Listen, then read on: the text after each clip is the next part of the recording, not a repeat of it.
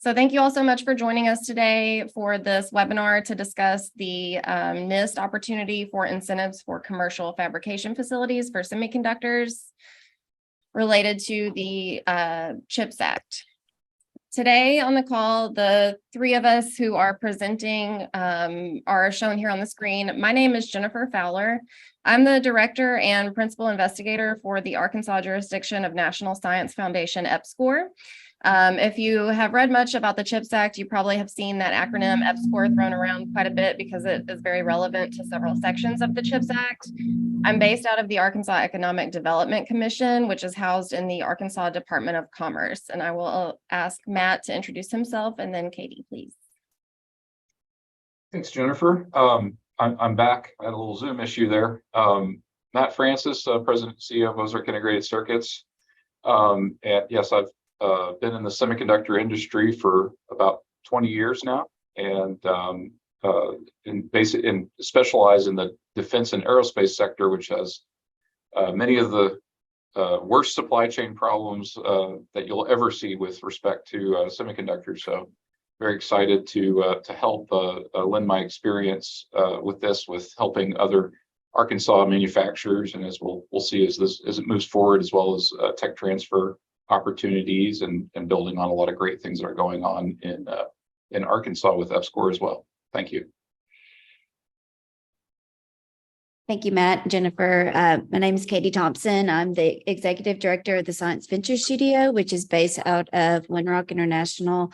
But Science Venture Studio, in a nutshell, we help very early stage science and technology companies with federal research funding, including SBR and STTR, and all the funding that's going to be coming through the pipeline as well. But happy to help you guys. I've been, working in the entrepreneurial ecosystem for about the past decade, working with, several different startup companies.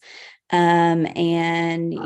launched the Science Venture Studio in 2020. So we've been around for just a little while, as we're helping these early stage companies with this type of funding. But happy to get to know each and every one of you, learn about what you do, and see how we can get you plugged in. Thank you. So the three of us, along with a couple others I'm about to introduce, have been working together very closely over the past several months to form a sort of working group to help prepare Arkansas to take advantage of the opportunities that are going to be coming down from the CHIPS and Science Act, which was a piece of legislation that was passed in 2022, and Matt will share a little bit with you about in just a moment.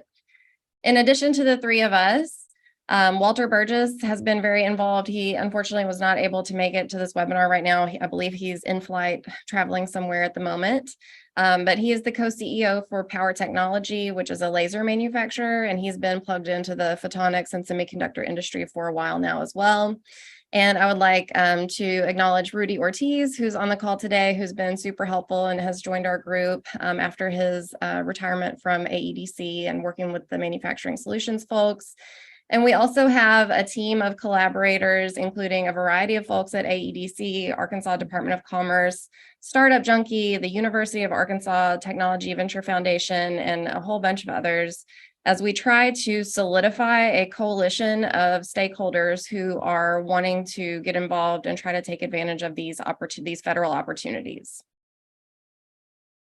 So really quickly, I'm going to go over some acronyms because we're talking about federal programs. So we're getting into alphabet soup territory. So CHIPS, if we say CHIPS in this context, we're referring to the CHIPS and Science Act. We will share these slides with you guys, by the way, after the webinar. We have a link in here to a short blog and 20-page summary of the 500-page legislation that we put together here at the agency that you can access through these slides. NOFO stands for the Notice of Funding Opportunity, which is the term that NIST is using for their request for proposals, or like RFP or solicitation. NIST is the National Institute of Standards and Technology, which is a federal agency housed out of the Department of Commerce. They are all about driving innovation and industrial competitiveness, and they have a variety of programs related to national security, economic security, and all kinds of other things. And then we also have AEDC, that's referring to the Economic Development Commission in Arkansas. That's our state agency for economic development, and that is the agency that houses manufacturing solutions, EPSCoR, our incentive programs for businesses, rural services, community development, and a few other business units. AMS is going to refer to Arkansas Manufacturing Solutions, and they are our state's MEP or Manufacturing Extension Partner Program. And they provide a variety of services to manufacturers across the state. OSD is going to refer to the Office of Skills Development, which is housed in the Division of Workforce Services, right down the hall from us here at Arkansas Commerce. They provide workforce training grants for employers, and they work with people all across the state for a variety of programs and incentives. And then EPSCoR stands for the Established Program to Stimulate Competitive Research. That's the program I manage that's very closely aligned with CHIPS. It's a research funding program that exists at NSF, the National Institutes of Health, NASA, USDA, Department of Defense, and Department of Energy to try to address the disparity in federal R&D investment concentration and spread those investments out more equitably across the country. So at this point, I'm going to turn it over to Matt to talk to us a little bit more about the CHIPS Act and the specific NIST program that we're here to talk about today. Thanks, Jennifer. So yeah, the CHIPS Act is anything that has a 20-page summary of a 500-page piece of legislation tells you about the magnitude of it, and it is I like to call it another Apollo moment for the U.S. as far as an investment in our industry as well as our STEM workforce. And so what we're talking about specifically today is the $39 billion in semiconductor incentives. A lot of this you've seen in the news has been focused on some of the strategic investments such as Intel building a fab in Ohio, many fabs in Texas, Arizona, and other places. A lot of money's going there, but as we'll see in this, there's also incentives available for the rest of the supply chain, including those who not just process the wafers, but package them, test them, and integrate them into final assemblies. There's more funding coming down the pipeline as well that will be coming. We'll be hearing, they say late spring, I think probably more summer. Some things are starting to come out, but late summer and fall that will address manufacturing equipment providers as well as R&D facilities. But a big theme, a big theme you're going to see throughout this is no matter which stage we're on, workforce development is a very big part of the program, and that's why there is that $13.2 billion called out for R&D and workforce development. So thank you. So on the incentives program, and so this is the current incentives program is called the Commercial Fabrication Facilities program, and it's addressing two sort of cohorts. One of which has already come, which was for what we call the leading edge fabs. So this is if you're making 14 nanometer transistors in Arkansas, I would love to meet you. And you missed the window on that one, but the good news is there are a lot of other things down the pipeline that are supported, and we'll get into that. The way the program is constructed is this is an incentive program, and so you can apply for up to a 35% federal portion on a capital investment. And there's a 5 to 15% direct, what they call a direct limit, and that basically would be a direct grant or other transaction from the government. So like a cash, direct cash that would not be repayable. But then the remainder, up to 35%, can be in the form of loans and loan guarantees. Obviously, a competitive program, is probably not at the maximum unless you have other extenuating circumstances that you think builds up the case. But that's the general, so you can go in with a 5% match, you could go with or a 35%, those extremes. It does require demonstrated state and local support. And basically, that's where we're all here together talking about this, because as a state, we would like to put in an application with many stakeholders, and Jennifer will talk about that later. So to make up the rest of it, you do have to figure out your either cash or a cost share. And some of the examples of things that can be included as a cost share include, privately funded semiconductor R&D, any concessions related to real property. It can also include workforce and technical training investments, and then it can infrastructure investments. So this could be, for example, shared utilities in a industrial park, logistics, production capacity. That might be partially semiconductor, but might also support the broader ecosystem. Next slide.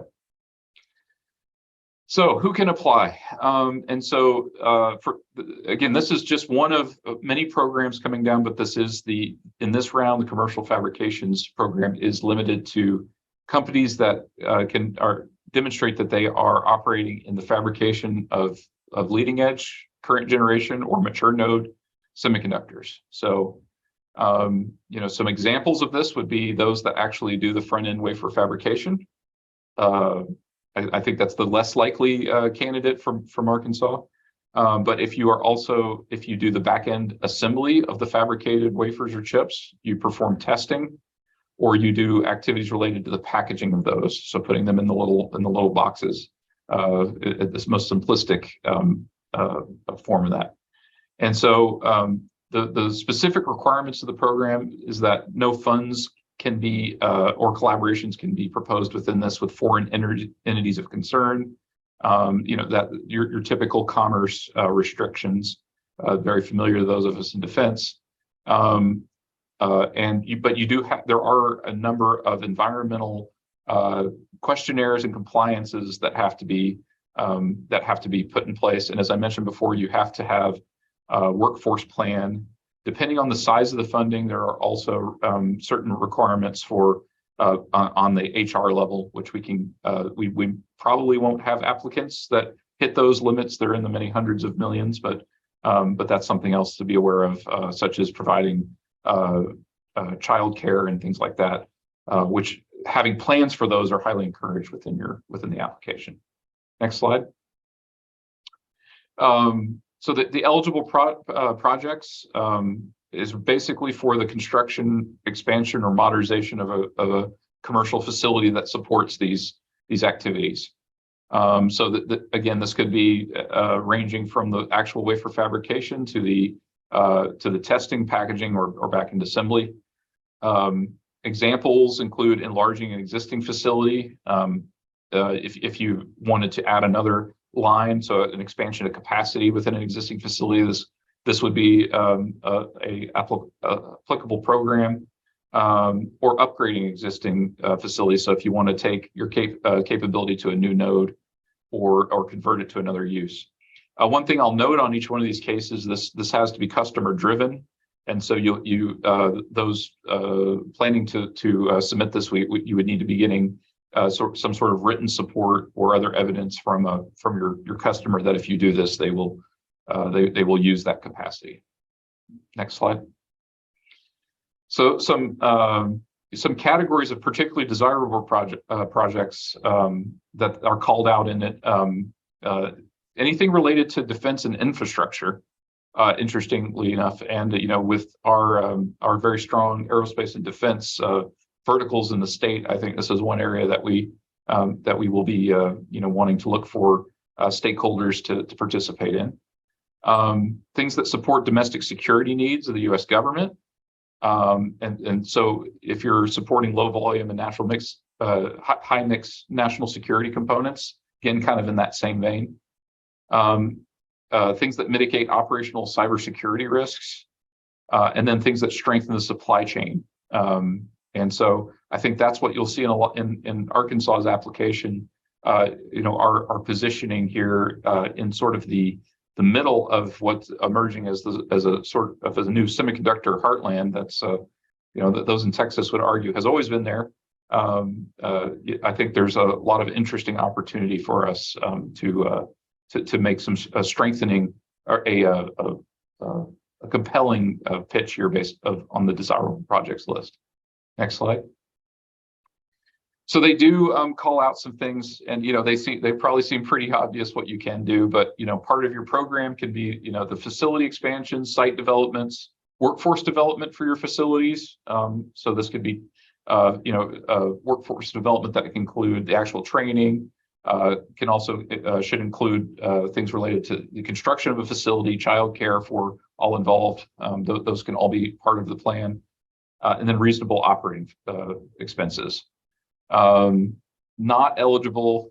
Relocating a facility to the U.S. is not eligible under this program. Investing in a facility outside the U.S. Stock buybacks, charging above the actual costs incurred, and R&D and equipment manufacturing.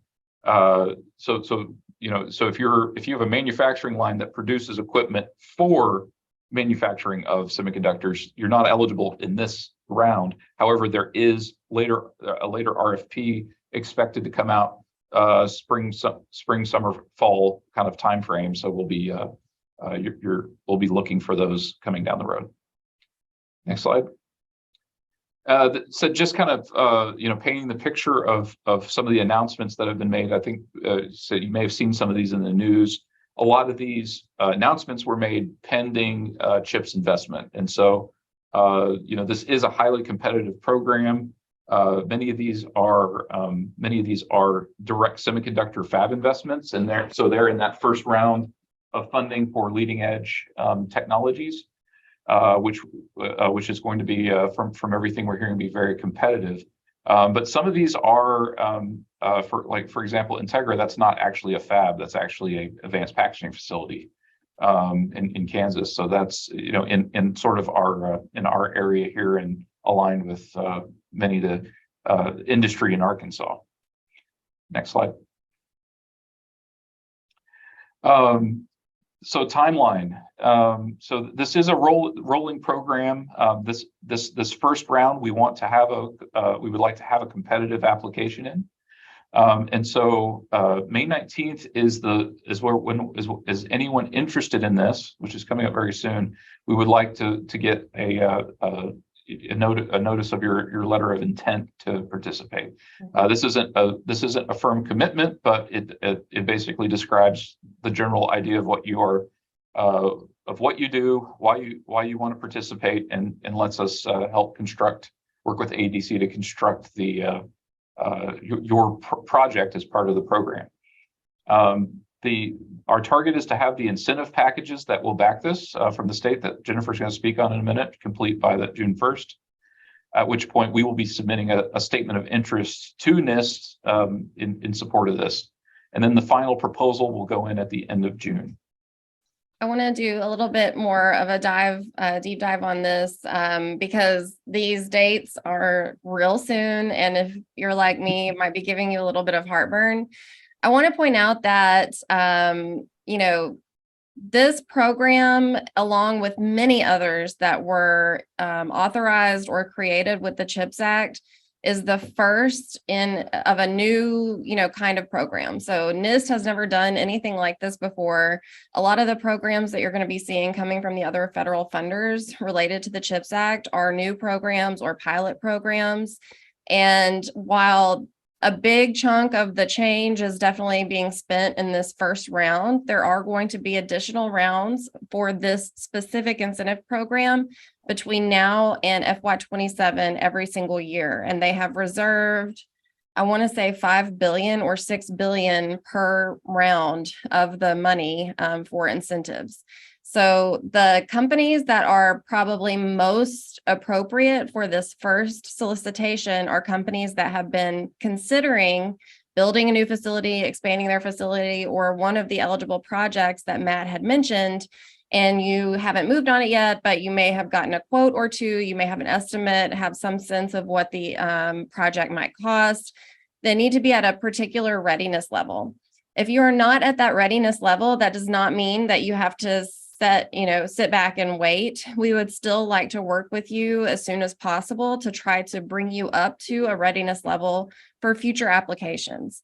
So even if you're not ready, if this is giving you heartburn and you don't think that you're ready for a submission in June, we still would like for you to complete the form that we'll discuss at the end of this webinar. We still want you to get in touch with us because we will work with you very closely to help you reach that readiness level for an application in either next summer or FY25 or whatever. So this is very much a marathon and not a sprint, and we are committed to working with any interested parties who are pursuing eligible projects in Arkansas for this program or the other related CHIPS programs. So keep that in mind. But if you want to apply for this year, it is going to be a tight turnaround. And our agency is very committed to working with any interested applicants to meet these deadlines. Thank you, Jennifer. And the other thing that we are hoping to get out of this is, and AEDC has agreed to work with us on this, is to raise the awareness of the semiconductor industry and those that support it in Arkansas. So that's another reason we want to find out whether you can apply for this or not. If you are linked to the semiconductor supply chain, we really want to know about that, and we will be working with AEDC to promote your business, and which makes us as a state that much more competitive. Thanks. I'm going to take a moment to talk a little bit about some of the incentives that are available to companies to help make up some of the cost share for these capital projects. At AEDC, we have a number of discretionary and statutory incentives. The statutory ones means that if you meet the criteria, you are awarded that incentive. The discretionary ones have an application process and are approved. There are discretionary grants that we have access to help offset cost share projects. That is completely at our discretion. It's based on a whole lot of different factors, but there is a pot of money set aside for that specific purpose. We also have the Office of Skills Development, or OSD, workforce development grants. OSD can provide grants for reimbursement of up to $300,000 per year per location of a company in Arkansas to train the employees, where the company chooses the training partner. So we'll go over some hypothetical scenarios, but say, for example, you want to modernize your facility and you're buying some new equipment and you need to train your employees on that. You can request up to $300,000 to be reimbursed per location through OSD. We also administer a number of incentives related to tax credits and payroll. So we have Advantage Arkansas, which is an income tax credit that's based on the percentage of the payrolls of any new employees that are hired. That credit is earned every year for 5 years and can be carried forward for up to 9 years, and it will offset up to 50% of your income tax liability. We have Tax Back program, which is a refund of your sales and use tax on qualified expenses, which a lot of manufacturing equipment is already sales tax exempt in Arkansas, but this covers a wider range of purchases and expenditures. We have the Create Rebate program. This is cash payments to a company or employer based on the percentage of that company's payroll for new employees as well. We have ARC Plus, which is the 10% income tax credit, 10% of your total investment, and this can also offset up to 50% of your income tax liability. And then we have a bond guarantee program where our agency can guarantee the timely payment of your principal and interest on loans up to $11 million, which can help your bond rating and lower the interest rate that the company will pay. So what we're thinking about doing, what we'd like to do, as Matt indicated, is the agency is intending to submit a consortium application to this program as a representative of any interested industries and companies that want to pursue an eligible project within the state of Arkansas. The reason we are doing this is because the need of state and local incentives is going to be so critical for these projects, and it's going to be coming through our agency anyway. So we thought it would be a really good offer for interested parties. We will take on the administrative burden of submitting the proposal, administering the award, the reporting, and all of that kind of stuff. And it will really minimize the amount of work and documentation that each applicant would want to or would have to put together to compile, because the checklist is pretty long. So basically what we're proposing is, if there are any companies who are interested, who want to submit either in this round for FY23 or in future rounds, We want to work very closely with those companies to prepare and submit applications each year where we would administer the award, and then we would issue the money out from NIST and the loans and stuff in combination with the state and local incentives that our business development team, manufacturing solutions, and Office of Skills Development will put together custom packages for each company. So each company that's participating will likely receive different incentive packages from the state based on the capital costs and the nature of the project and things like that. We also have a resource that I have linked in here that shows our current site selection options. So that is a website where businesses can go and see what type of facilities are ready and available in communities throughout Arkansas. I will note that the buildings and sites that are listed on this website are provided by the municipalities. So if there is something that is missing, it is the municipalities are the one that provide this information. We just maintain the website. But if you have any questions about any of the sites on there, or if you're looking for a location for an eligible project, we would be happy to work with you to find that location as well. So as I mentioned, businesses at a certain readiness level, I think we can make an application work for FY23. Otherwise, we will plan staged applications for FY24 through FY27. And I'd like to point out that, this doesn't only apply to companies who are already manufacturing these very specific categories. If you are in a tangential kind of industry and you've been looking to expand your business or diversify your business by opening this type of facility, then that would also be eligible. So here are some hypothetical scenarios with numbers to give you guys an idea of what this might look like. So again, the whole point of this is to catalyze private investment, but this is an unprecedented amount of funding coming from the federal government. As Matt mentioned, this is kind of what our federal funders are calling this our Sputnik moment for our generation. So while it's not a handout and it's not going to completely fund a project, with the creative structure of incentive packages from the state and municipalities, as well as the NIST program, you can really make up a lot of the cost of a project with minimal investment from a given company. So in this first example, we have a company, if you want to say modernize your facility, you think it's going to cost $1 million. You could request up to 15% of direct funds, although a lower rating will be more competitive. So let's say you request 10%, that's $100,000 in direct funds, 25% in loans and guarantees, and then you get a training grant from the Office of Skills Development for $300,000. We might be able to put together an incentive package that would total about $50,000. In this scenario, the company would only be spending $300,000 for $1 million project. In this example, with a $5 million project cost, again, you can look and see the screen. I've just calculated on an estimate of 12% of a direct fund request, meaning there would be up to 23% remaining in loans and guarantees, $300,000 again from skills development.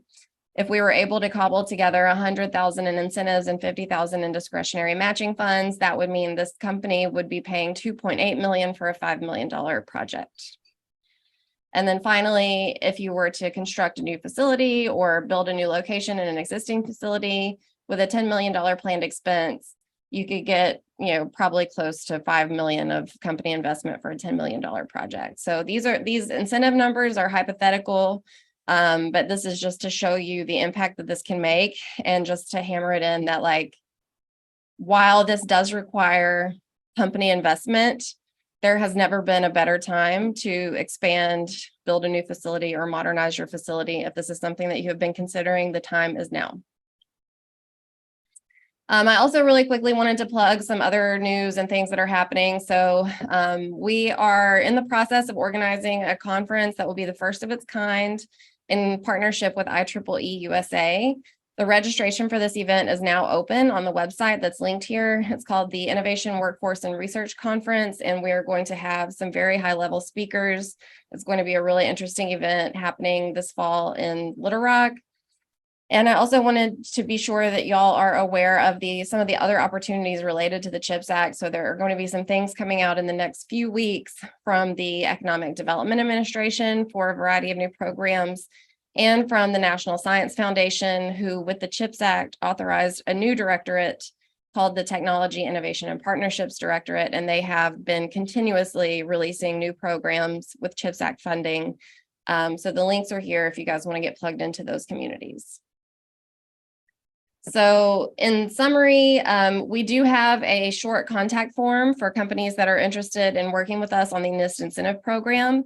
We also have set up a shared email account at the agency. If you're interested in just getting plugged in and you want to learn more information, or you want to be alerted when other opportunities arise that might be relevant to your specific company, feel free to email us at chipsact@arkansasedc.com and someone will get in touch with you.